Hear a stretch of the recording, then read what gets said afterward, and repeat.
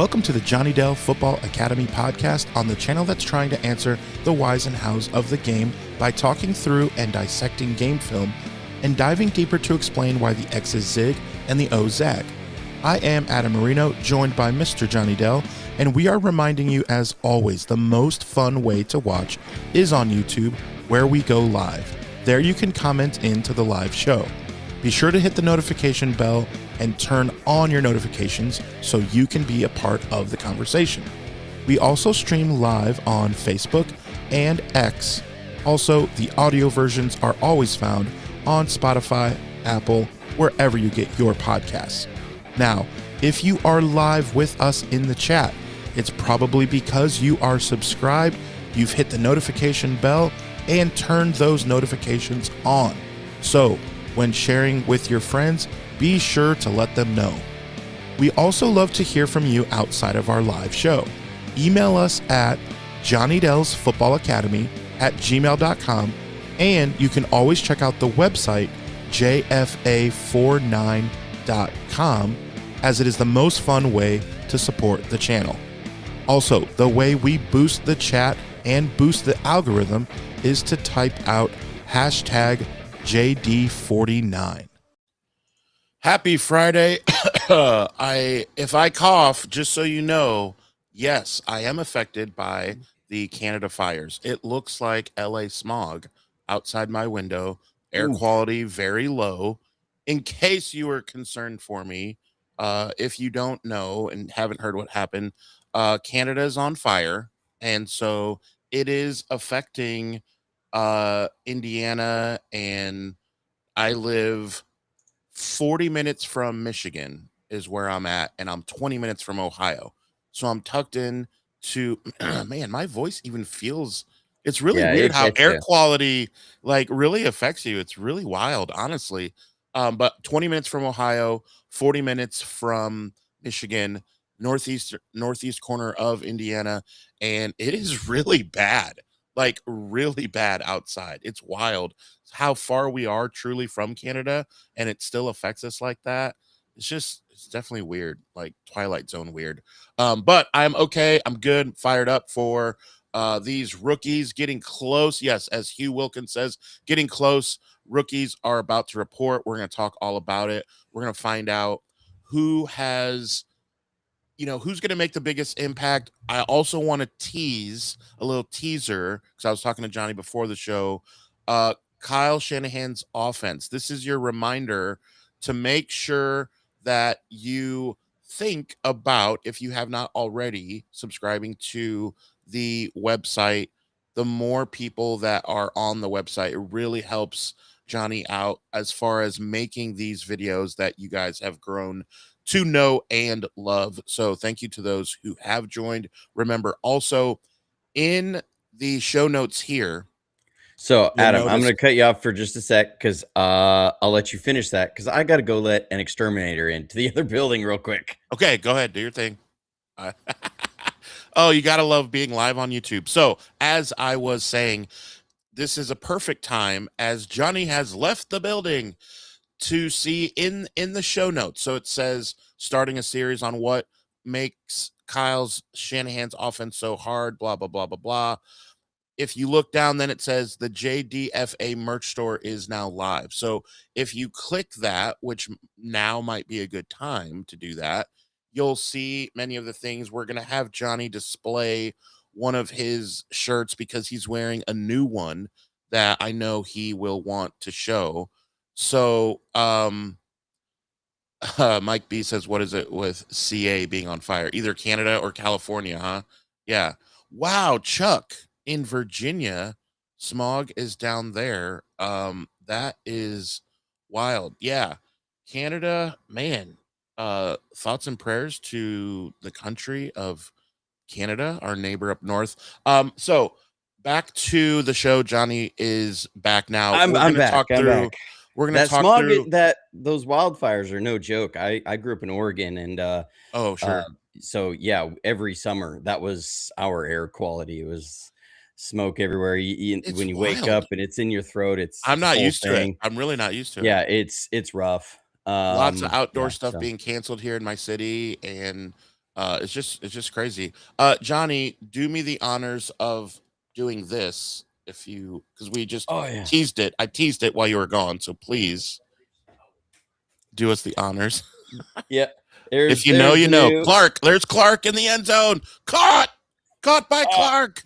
there's Clark in the end zone. If he's in there right, got to get my camera back up here. Yeah. Yeah, it's the sprint ride option. If you know, you know shirt.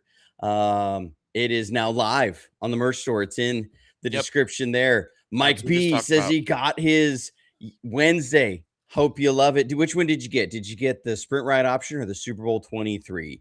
Mike, email us a picture, Mike. Come on, Mike. Hey, he may be a little, That's the shirt shy. he got. That's just saying. But yeah, anyways, we are getting close. The rookies are about to report. That's tomorrow. The rookies are reporting to training camp. I will tell you, it's exciting for me. I feel like this offseason has flown by for me. Like maybe it's just been me, the amount of work that I've put in this offseason with everything, but it has been like the we're 6 months out from the 49ers' end of the season. Like it doesn't feel like it was 6 months ago that the season ended, but here we are. And we're already here. 6 months has flown by. We had the draft, we've had a mini camp, OTAs, and well, they canceled OTAs, but tomorrow rookies report to training camp. Where the season is right around the corner. We got less than 2 months, and real football is back. We have about a month, and we're gonna have actual football games back. Yeah. Man, we're ready to go. So talk about these rookies. Is there, first of all, before we get all the way into it, I'd like to know if you have one name above others, and it could be the obvious one, our first pick. It could be, but I'm just curious. Is there one that jumps to your head as I say this that's like, ooh, I really want to see what the report is on this guy. I want to see what the coaches are saying. I want to see some film. I want to see what Steph Sanchez says. I want to see, I want to see about this guy.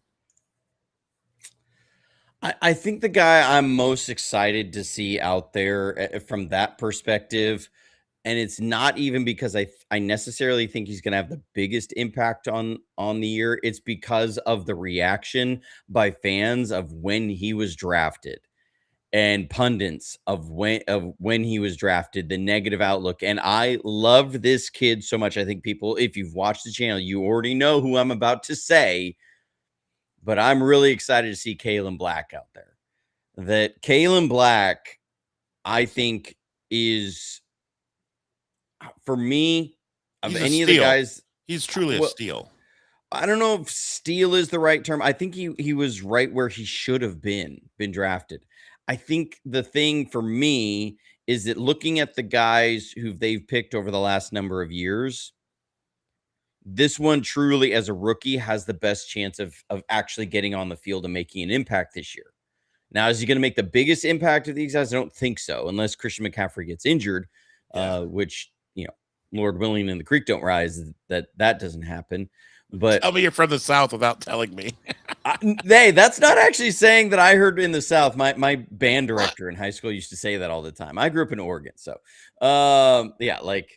so he was always saying that when he said, refresh my memory. Don't rise. Refresh my memory on Black. What he was the one you showed some footage from the Senior Bowl where choppy step doing a drill, and he looked like he was in fast motion, like you speeded up the tape, and everyone else looked like they were in slow motion. Right? That was him, right? If I remember right.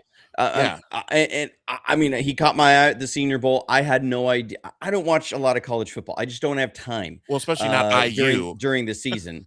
Well, and not just IU. Like Saturdays are like the one day of the week that I have where I try and put football aside and I don't have other work things, and I try and really spend with my kids and my family, especially more during the season. And so, like, I don't spend the day watching college football. My poor wife, she deals with me doing football like literally every day of the week. Yeah. So I try not to be just buried in college football. So when the season ends, I'm kind of like Kyle Shanahan, like I'm playing catch up. I don't really like, I maybe have seen on social media who's in the running for the Heisman or who's going to be in the national championship game.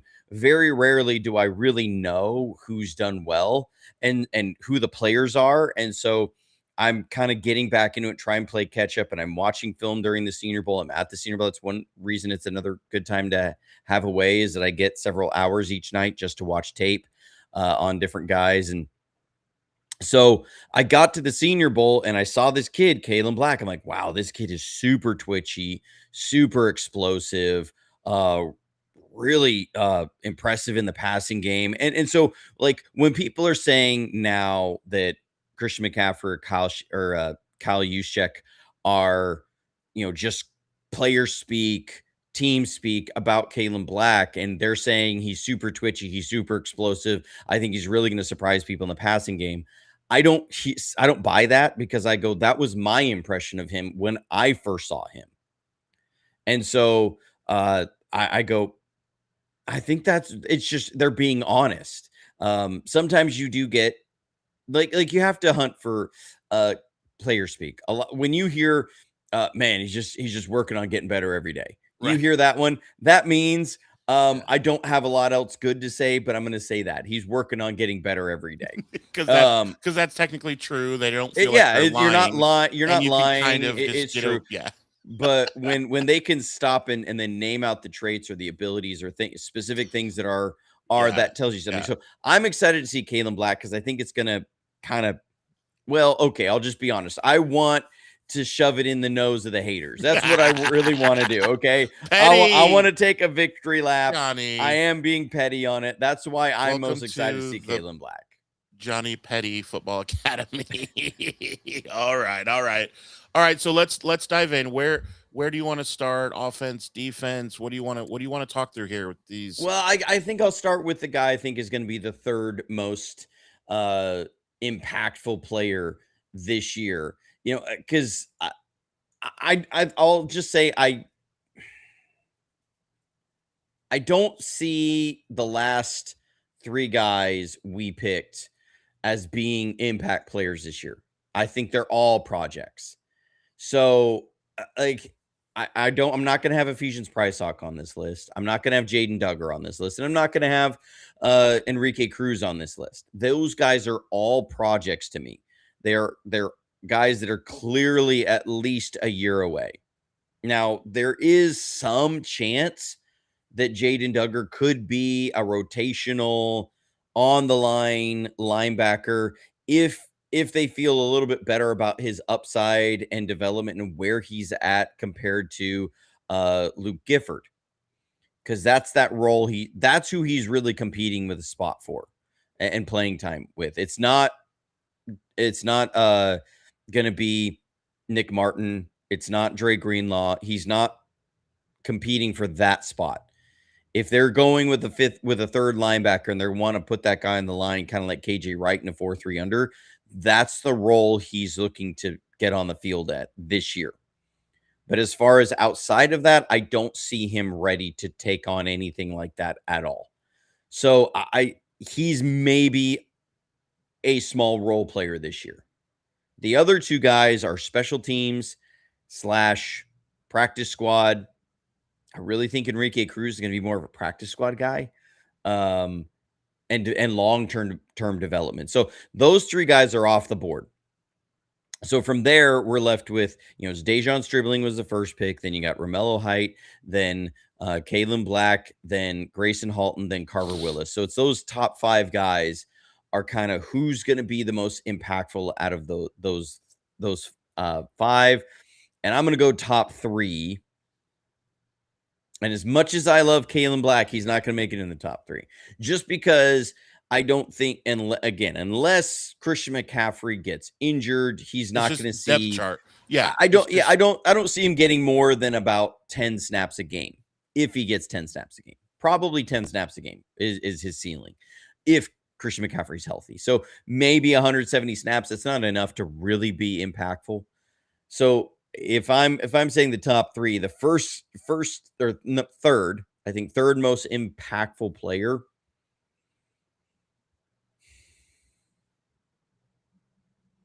I think it's going to be Carver Willis. I'm really close on him and my number two.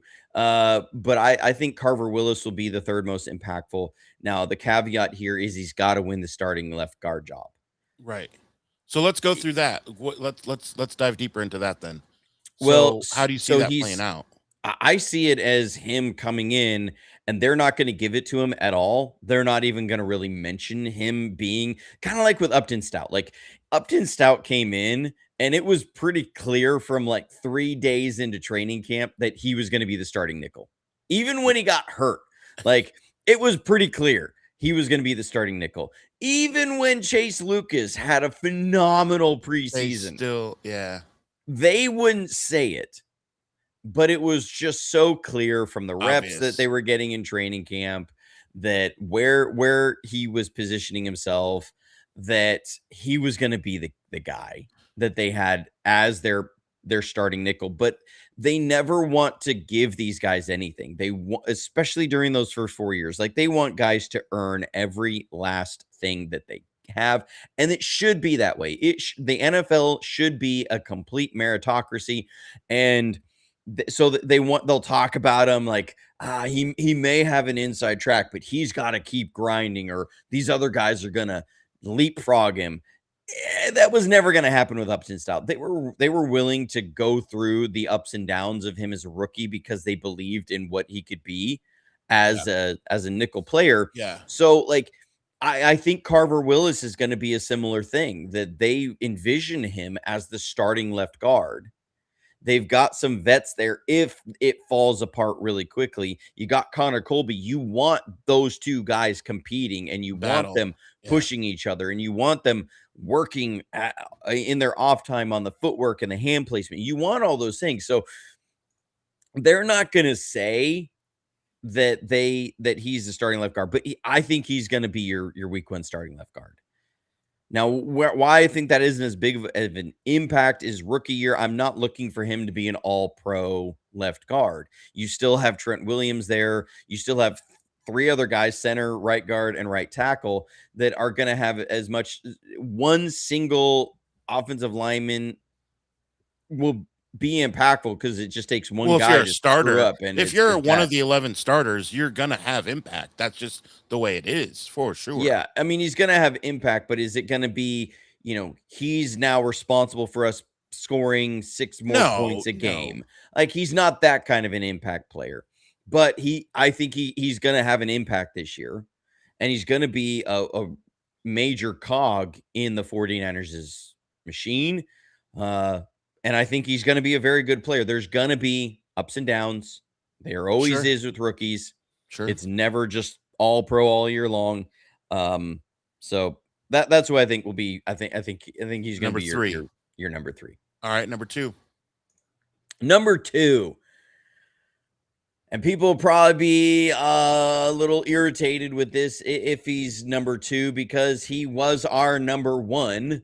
That was our first pick in the draft, is Dejon Stribling. I think Dejon Stribling will be the number 2 most impactful player this season, because he's dynamic with the ball in his hands. He's a playmaker. He's somebody with crazy speed, good size, great blocker on the edge. There are so many positive things that he can bring to the 49ers, and his skill set is the type, much like Debo his rookie year, that he doesn't have to necessarily be a really polished route runner at this point. The role that will be there for him is one of get the ball in his hands and let him use that incredible physical skill set he has to make plays, to break a tackle and gain an extra 20 yards. Like that is really what this offense is all about. It's very Bill Walshian in that, which is get your guys in space, get your really good athletes in space, because if they break one tackle, it's now an explosive gain. And it just stresses a defense to say, can you make your guys tackle in space? And so I'm excited too, because this was another guy that everybody instantly was like, they reached on him. They reached on him. Who is this Dejon Stribling guy? But the skill set is there. He can make a huge impact this year, especially when you start looking at him in this offense with George Kittle and Christian McCaffrey and Mike Evans and Ricky Pearsall, who is in the Z role, is phenomenal. It's when he starts being asked to play outside that role that things get difficult. He's not great off the line, working through contact. But man, if you give him space on his release that we want to do, and it's why we brought in Mike Evans, then that kid, if he can stay healthy, is dynamic. And you just start looking at how dynamic this 49ers offense can be, and it's scary when you just consider Ricky Pearsall, who you could easily envision Ricky having 15, 16 yards per catch. The biggest thing with Ricky is he's got to stay healthy, and he got to stay on the field and be available, because when he's been available, it's been really good. But his bulk numbers on a season aren't great, so everybody kind of sleeps on him. But his yards per catch easily could be 15, 16 yards a catch, just with his ability there. Mike Evans is always Mike Evans. He's the Waffle House. He's always open. And so there's Christian McCaffrey, George Kittle. I will just say this, people are wondering, is he going to be ready by the start of the season? And I'll tell you, it's what I think is the center for the Ravens, or the guy who's going to be their center this year. He tore his Achilles last December. He's been cleared for training camp. So we still have the 20 years ago sometimes mindset of an Achilles, which was, if you had an Achilles, it was 9 to 12 months. It was like an ACL.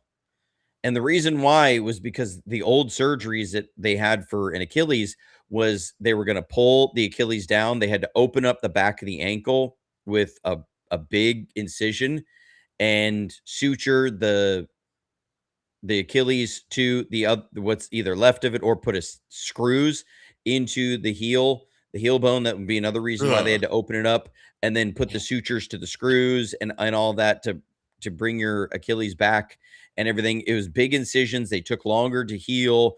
So that means you're cutting through more muscle. That's more time that those muscles have to repair before you can put weight on them. So it's all this stuff. Now they're able to make much, much smaller incisions, so they're not cutting through as much muscle. They're using a new material of fiber as the sutures that are stronger, and they can do micro drilling into the heel, and they don't have to put screws in anymore. And so they repair it that way. Everything makes it much quicker, as far as it's less invasive on the ankle. So George Kittle, and this shocked everybody, because he was like, yeah, I was out of the boot, and he was out of the boot after 3 weeks from surgery, I think. Whereas in years past, that was 6-8 weeks. So you're looking at 4 to 5 weeks before less time of being off your feet on that, non-load bearing. That means less muscle atrophy, not just the time that it has there. So that's why when you look at this, we've shortened the Achilles return by anywhere from 2 to 3 months in that, just because of how they've gone about the Achilles repair. So George Kittle being ready by the start of the season is not out of the question. So just when you look at this whole offense, George Kittle being there and being explosive, Mike Evans, all this stuff, this is a really enticing offense. But there's so many mouths to feed. That's why I say Dejon Stribling would be the second most impactful player. So here's my question with that.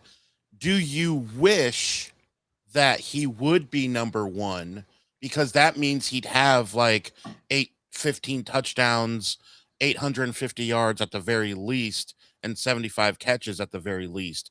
Do you wish that he would be number one and you're being realistic? Or are you thinking, I'm just going to assume Romello Height, you want him to get 10 sacks, and that would mean Romello Height would be the most impactful? Where are you thinking with that? Well, I think it's just in the sense that there's so many mouths on this offense, right? So if Dejon Stribling is being your number one impact, that doesn't necessarily mean good things for our team. That means Mike Evans is probably hurt. That means Okay, I see what you're saying. Yeah, that means Ricky or Pearsall's not staying healthy or underperforming. Some of those or guys, underperforming. Like George yeah. Kittle is slower to return. I will say big shout out. We got 2 more orders from the merch store. Somebody bought a sprint ride option. So let us know in the chat if that was you. And a water bottle. This water bottle, somebody just ordered. I love it. Yeah, that's sharp. They ordered this water bottle and it's clean. This print on a lightweight long sleeve, which is good if you go fishing, in the summer and you want to keep from getting roasted up. Those things are great there. So yeah, I love it. So that thank does you. Make thank sense. you for that. That does make sense. Yeah. What you're saying is one thing leads to another. A equals B, and B means that some bad stuff is happening. If our wide receiver is making that big of an impact on offense, it means less impact on the other guys who are absolute studs, who we don't want to see that happen to. So I'm following. Right. All right. Right. Like my ceiling, what I think is a realistic ceiling for Dejon Stribling this year and would be a very successful rookie year is about 750 yards.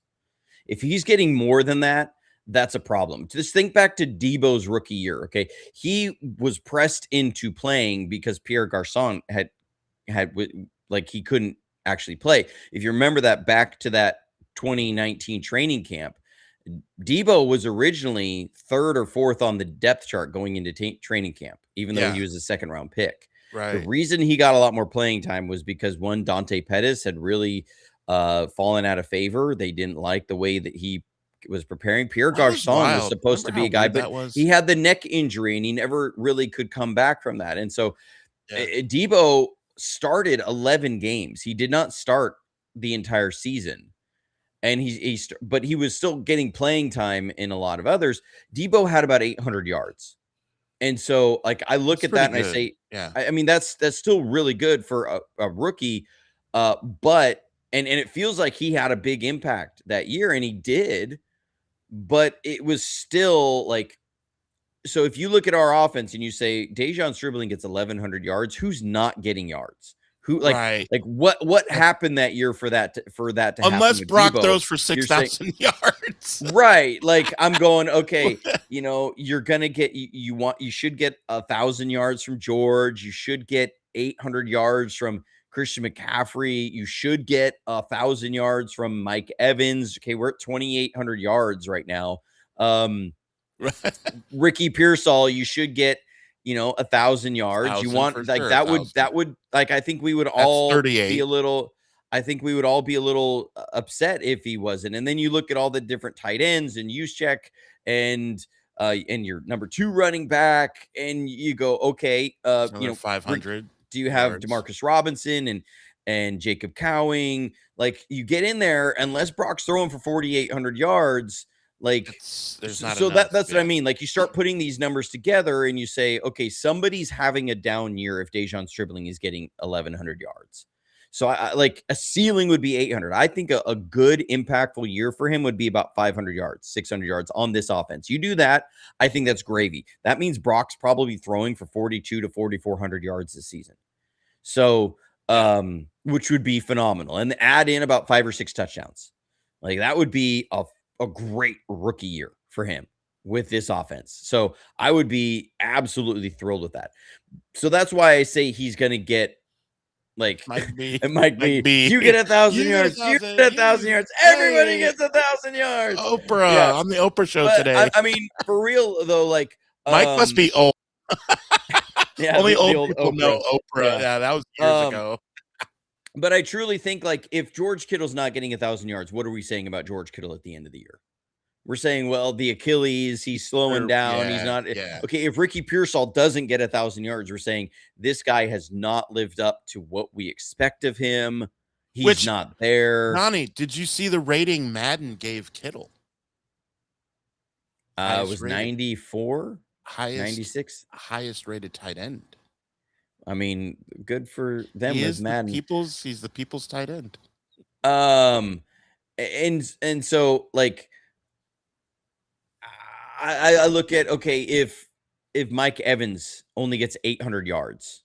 What do we say? Like we're saying, Yeah, that's not man, good. this guy is Way past his father time's prime, and caught up to yeah, him. yeah, I don't Like, want to see so that. that's what I mean. Like I want when I say these 1,200 things minimum of for Mike like Evans. when it sounds like, yes, I'm giving everybody 1,000 yards, but if you look at those three guys and they are all, and any of them are sub 1,000, we're saying at the end of the year there's something negative about that they didn't live up to what we had hoped. So that's where I come at with that. So I want to get the pulse of the fans here. Well, right before we're going to get into number 1 here and go through what you think there, but I want I want us all to be on the same mindset of Johnny and say all of our really great players they're all going to have a great year, meaning 1,200 yards for Mike Evans, close to 1,000 for CMC. I'm talking receiving here.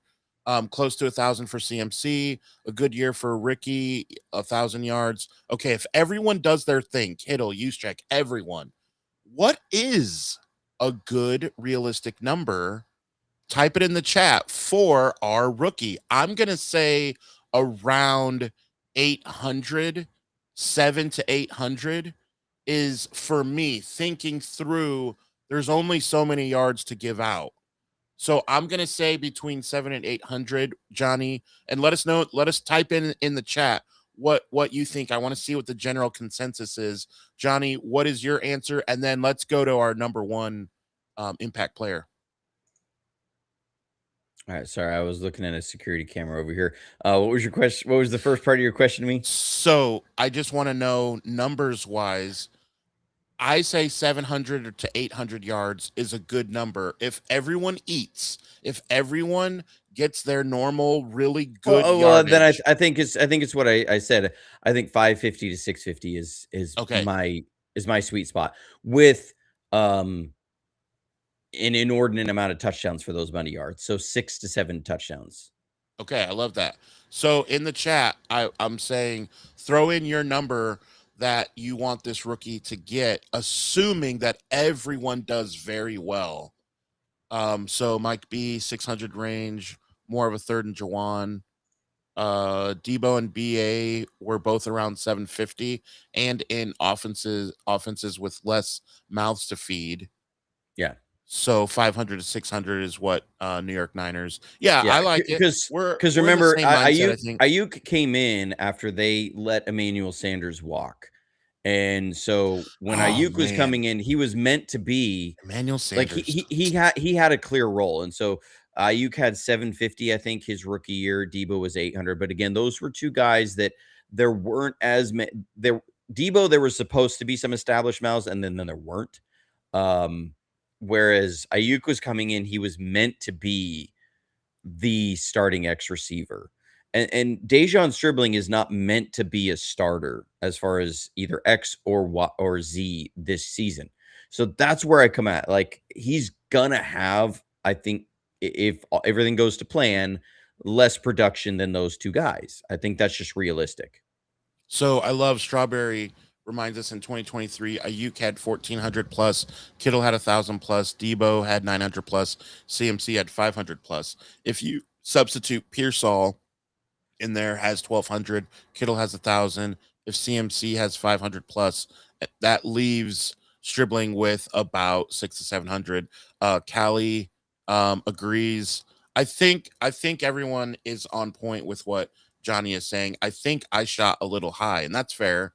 That brings me Yeah, down a well, little bit and I think we all want to to see earth. that from Stribling, but again, in just the nature of so many mouths to feed Yeah, I want and to be an offense realistic. that wants to run the ball, like we are not going to be throwing the ball Yeah. in the fourth quarter when you're up by 2 scores, like that. That's going to be few and far between. There will always be that. We I think we all want the 2016 Matt Ryan season from Brock, but we have to remember that Oh man. that Falcons team was never built to run the ball. The team that he came into in 2015 was a team that in 2014 had the 32nd most rushing attempts in the league, and they had the 4th most passing attempts. Like that was a an offense that for years had been built around Matt Ryan and throwing the ball. So when Kyle Shanahan came and said, we're going to be more committed to running the ball, it wasn't the same way though of they rebuilt it in 2 years to be more balanced, but Kyle's been here for 9 years and he's built a team that they want to run the ball. Like they want to be 50-50 and they want to hit 30 rushes a game. So if you're looking at 75 offensive plays per game, ideally, if you said, Kyle, how do you want that split up? They're going to say probably 40 and 35. And that's if you have 75 offensive plays in the game. Most likely you have about 65. And they're going to say, really, we want it to be about 35 and 30 dropbacks. Most likely you're looking at 24 completions, 23 completions. At that point, even at 12 yards a completion, you say you're getting maybe 260 yards a game. At 260 yards a game, you're just not into that realm where you can get into that 4,700 yards. That's 4,420 yards, right, in a season. If that's look, that's a good year. That is a good year, but it's not Matt Ryan. It's not the kind of season Matt Ryan had in 16 games, right? So if you extrapolate that to 16 games, correct. That's he was more MVP. like 4,200. Well, but that's MVP. what we want from Brock Purdy. We want him to be MVP. We want the big numbers. But when you just look at if everything goes ideally and the 49ers are chasing the number 1 seed, that's unlikely to happen. So I think when you look at it holistically, it just makes sense. Dejon Stribling should be your number 2 impact player, but we still have the number 1 most impactful player. So let's get to it. Was I right in saying Romello Height? 10 no, sacks? you were not wrong. So yes, it is Romello Height. Wait, you messed me up there. You were not right. I thought you were. I was like, what? Well, of course I had to throw a curveball. Okay. The true Shanahan way, make you think you're going one way and then do the other. But Romello Height, I think, is going to be your most impactful rookie. And this is one that I think I'll probably would get the most pushback from if I was to put that on Instagram or Twitter, that people would push back because and here's what I've seen: doesn't have the frame to get it done, won't be a full-time starter. And I say, yeah, but here's the deal: still get 10 he sacks. doesn't need to be a full-time starter to still have the greatest impact of our rookies. What he needs to be is play the role that he was drafted for really well, and it will unlock everything in our defense, and we will truly be an elite defense once again. If you stay healthy with your linebackers, Fred Warner and Dre Greenlaw when they're healthy, there is no better linebacker duo in the NFL. When you look at the potential there with Alfred Collins and CJ West, 2 kids I absolutely love as defensive tackles, and the addition of Osa Odigizua, who himself had almost more pressures than the entire 49ers defensive tackle room last year combined,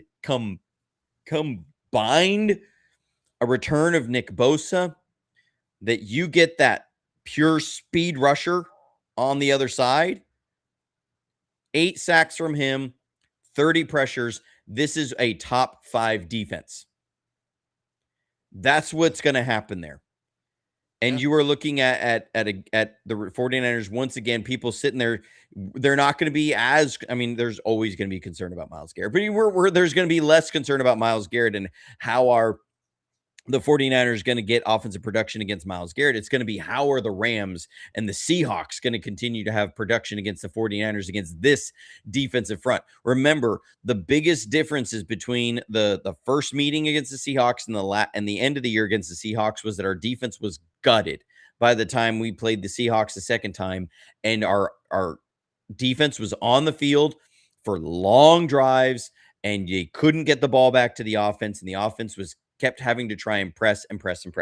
So, and you get Michael Williams coming back at some point. I don't see Michael as being absolutely necessary to the success this year.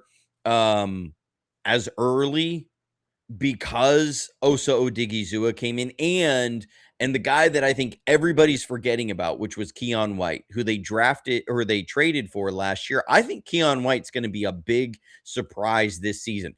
Remember, after we traded for him and was able to work him in as an interior rusher, he was getting a pressure rate around 30%. Highest pressure rate of any 49ers rusher during that span. There is going to be, like, again, when you're not having to be the only source of pressure, and you put him and you say, okay, while Mike L's coming back, Keon White in there, you get 30% pressure from Keon White, and you get 30% pressure from Osa Odigizua, which is about what he's had in his career. And you get Nick Bosa in his career has been like 40%, 35% pressure. And now you're saying, okay, you put these guys together, you're looking at it just the probabilities and what Romello Height can bring. Like, this is a defense that's going to get pressure, and they're going to get a lot of pressure. And so when I say Romello Height, man, I think he's going to be the most impactful because he gets the defense off the field. He opens that up, gets more opportunities for your offense. That's more times your offense is going to be able to start drives and have punch, counter punch. And so he's the key that unlocks more of the offense, unlocks more time off the field for the defense. It's just he is a huge piece of this. I'm thrilled that they got him in the third round. They got him in the third round because he plays a very specific role, and they're not going to ask him to be a run defender early. They're going to say, no, you go do what you do really well, which is go get a quarterback. And that's what's really exciting to me. And I think we got the tools to stop the run. When you look at Alfred Collins, CJ West, Osa Odigizua, Keon White, those are all guys that interior can stop the run. Sam O on the edge. You got Nick Bosa on the other edge. Mike L when he comes back. We're talking about really good run defending front. And then bring in Romello like we did with Bryce Huff last year, and like we did with D Winters D Ford back in 2019. Now you're looking explosive. You're looking exciting. You're getting that back to the 49ers approach that when it's been good, it has been so good. And so good on defense. You're getting back to that, and Romello Height unlocks all of it. So I do not disagree at all. And it got me thinking of some of these guys coming back from last year. So it got me thinking, we have a little bit of time. What second year players? I'm throwing you for a loop a little bit. I will tease what's coming up and talk about the channel a little bit. You think about some second year players, Johnny, and I want to get your take on that. Reminder that the channel, the way that you can boost the channel the most is by taking your phone and walking up to someone wearing a Niners gear, showing them the channel, showing them the website. Again, inside the show notes, the JDFA store, the Shopify, click that.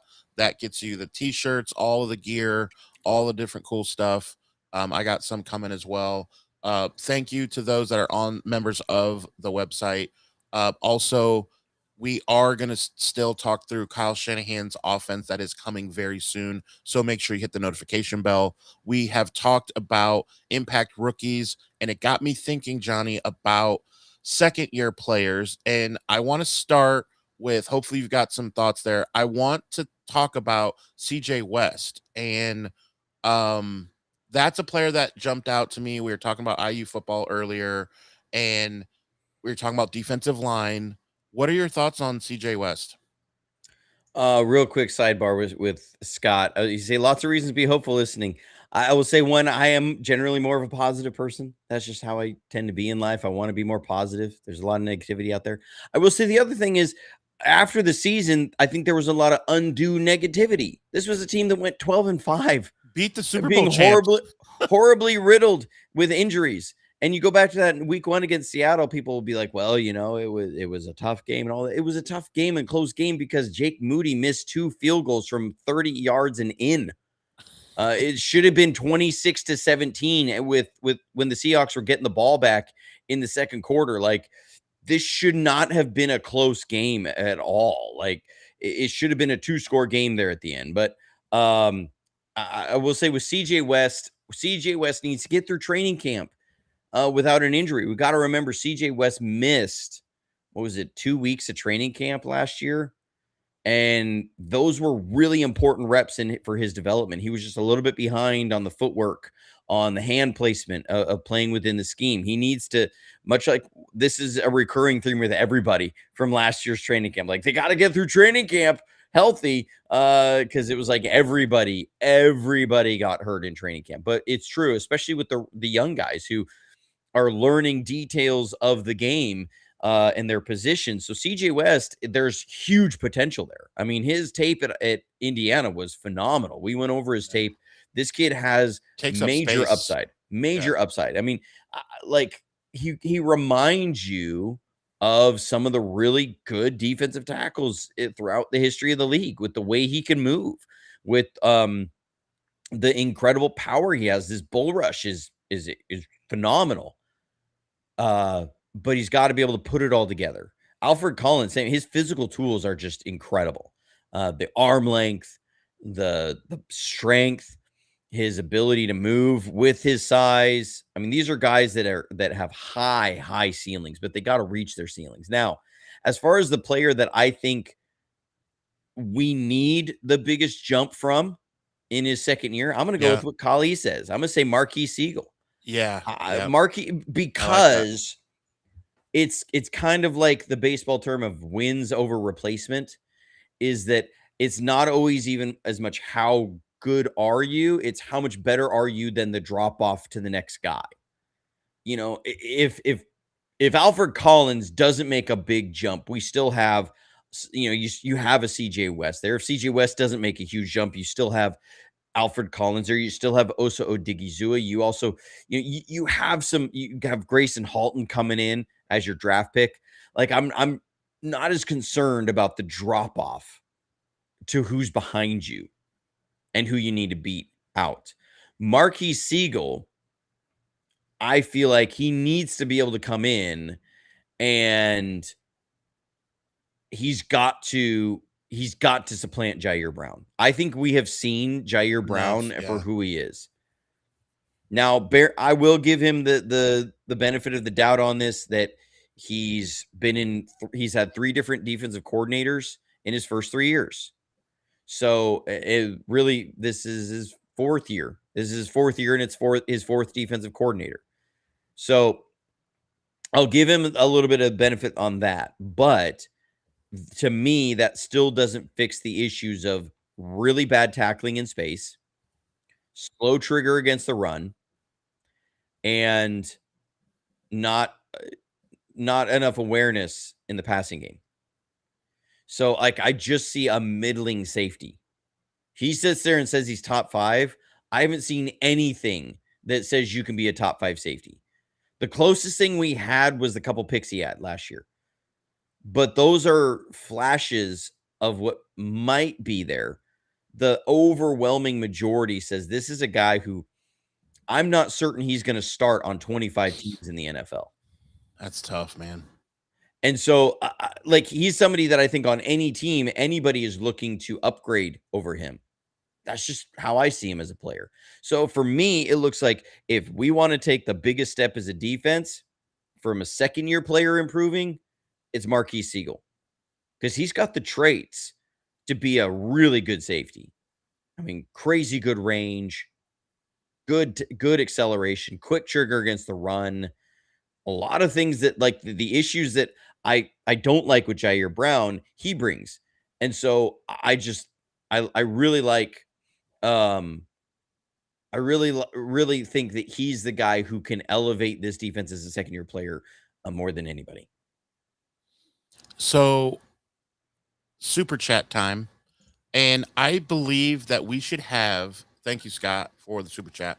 This triggers to me that we need, as we're talking about Kyle Shanahan's offense, I think we need to devote a show to, we have not really and truly talked a ton in a long time about, I mean, we have a new defensive coordinator, man. That's a big deal.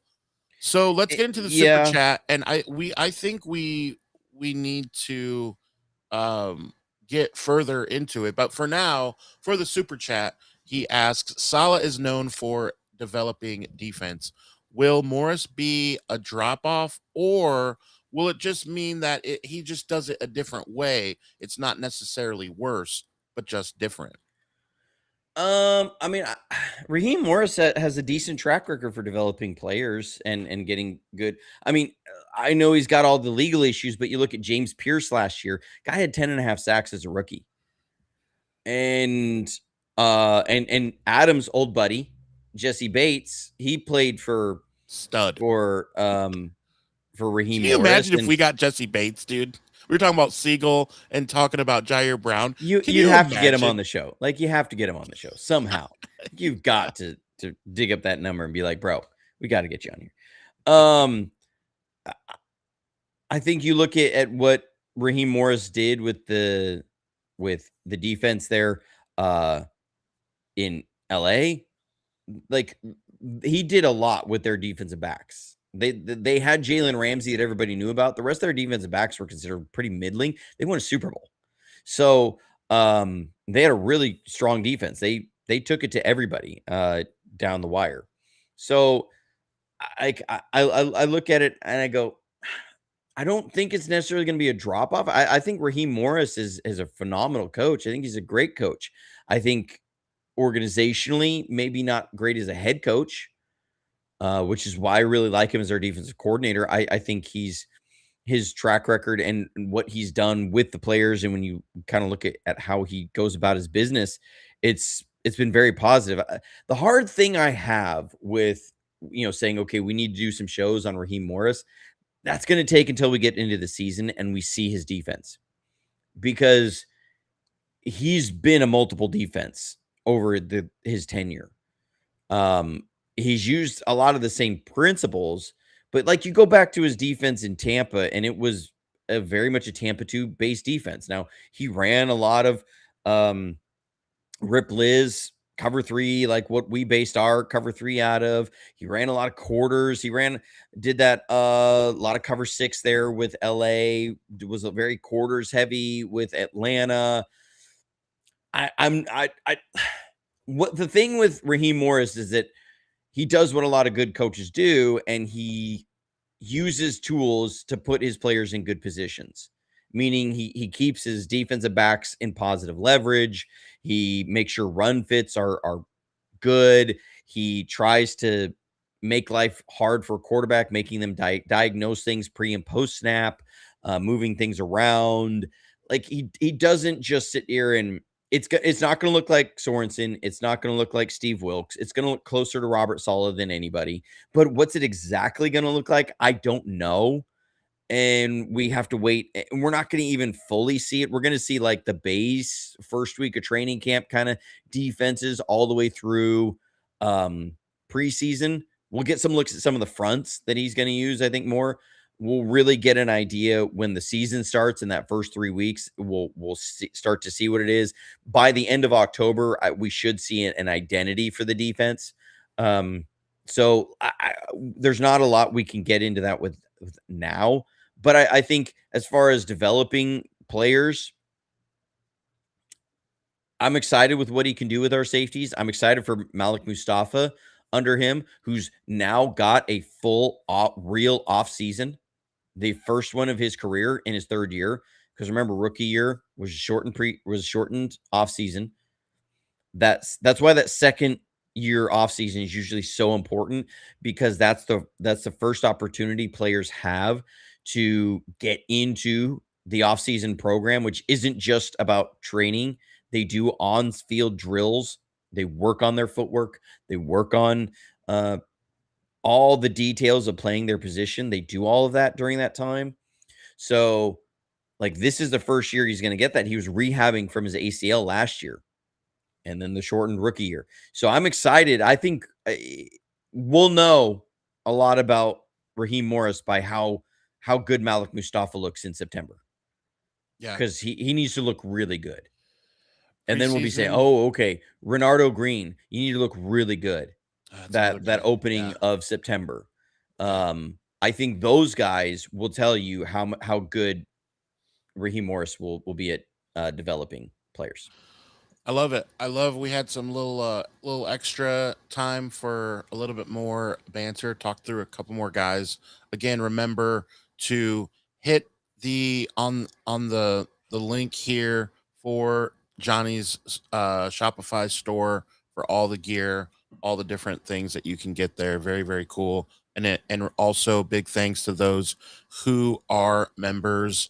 Johnny will have more stuff regarding Kyle Shanahan's offense. We'll talk through it on the podcast as well. I don't know. I'm buying time because I don't want to go outside and cough yet. I want to stay inside with you guys. But Well, Adam, unfortunately, we got to feed you to the fire. So all right, all we're right. going to cash you out of here. But do appreciate everybody for sticking with us on the channel. I'm going to close this out this time, Adam, because I want to say a big thank you to one Adam Marino. He has been, people don't know the time he puts in, the work he puts in, and being here faithfully and loyally pretty much every week with us through this. And he's the reason we've had this show. So huge thank you to Adam Marino. Give him a thank you in the chat. Leave a comment, like, and subscribe. Hey, hit the share button and send it to somebody. YouTube has that share function that will boost this channel and the video more than anything else, because it tells the algorithm you not only liked it so much to comment, you liked it so much you thought somebody else should see it. So share the video. Appreciate you guys. But until next time, stay safe, Adam. Stay healthy, Adam. And until next time, go Niners.